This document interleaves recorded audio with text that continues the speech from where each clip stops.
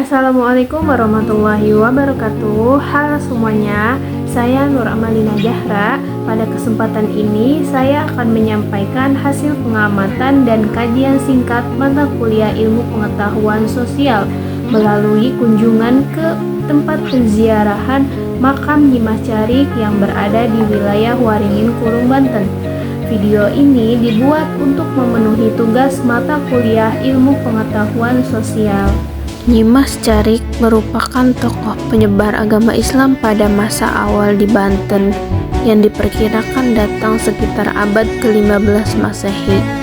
Beliau dikenal sebagai utusan Sultan Syarif Hidayatullah atau Sunan Gunung Jati dengan misi utama menyebarkan tauhid, syariat Islam, dan nilai-nilai keislaman di wilayah Banten bagian barat.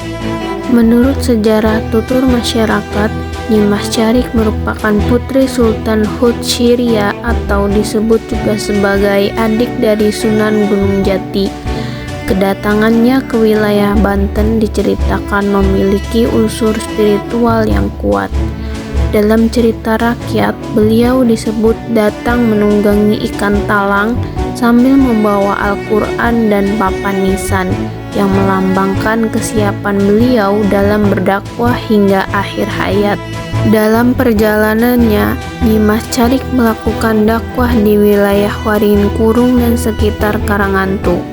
Pada masa itu, kondisi masyarakat masih dipengaruhi oleh kepercayaan lama dan kekuasaan asing.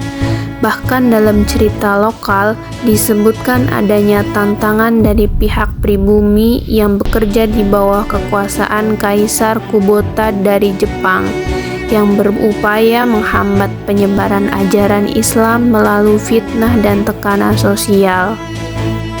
Selain menghadapi tantangan sosial dan politik, Nyimah Carik juga berdakwah di tengah wabah penyakit yang melanda masyarakat. Namun, dengan pendekatan spiritual, keteladanan, dan kesabaran, beliau tetap konsisten menyampaikan ajaran Islam.